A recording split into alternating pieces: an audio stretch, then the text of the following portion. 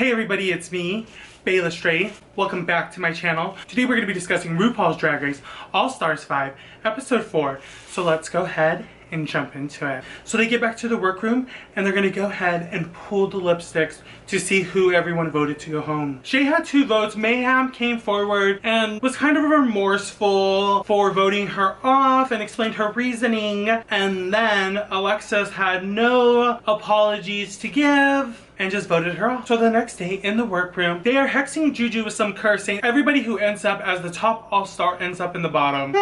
So then RuPaul comes in and announces they're going to be doing a SheMZ challenge, a TMZ spoof. They are paired up in teams, and the teams are Mayhem and India, Cracker, Juju, and Blair, and Shay and Alexis, the dynamic duo. So Mayhem's like always worried about improv challenges and challenges that are like the challenges that she went home on, and it's really unsettling. And then Cracker confronts Blair about something that she heard from Alexis. So Alexis is like really getting in Cracker's head and distracting her, and Juju's like, let's move on, but let me see the drama first. And I love that quote. Juju was like, I'm a Juju sandwich in between 2 pieces of white bread. I was like, queen bitch. So let's go ahead and jump into that challenge. Honestly, I think Shay was a star and Alexis was having a hard time shining through. And then in Juju's group, Juju's hair was giving me everything that I wanted. Like, I honestly want that wig. Juju and Cracker were really good, but Blair kind of just faded into the background. And then in India and Mayhem's group, none of them shined for me, and I kind of thought it was gross. So like, personal preference, I guess.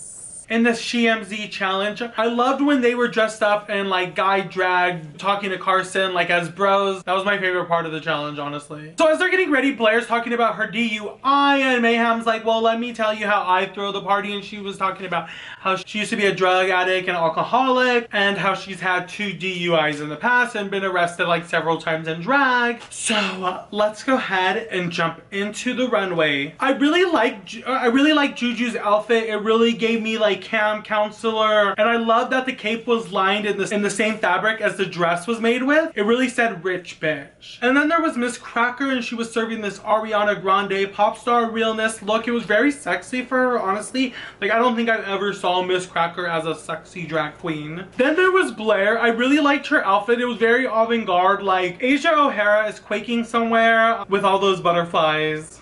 Shay, I really liked her latex look. I liked that it wasn't skin tight, and I really liked that it was camo. It was real different. The camo print didn't match the time frame, but that's what was cute about it. It was very Miss Shea Coulee, and I love that hair. Kind of reminded me of the wig she wore for the Lush campaign. Then there was Alexis giving us White Snow Queen fantasy.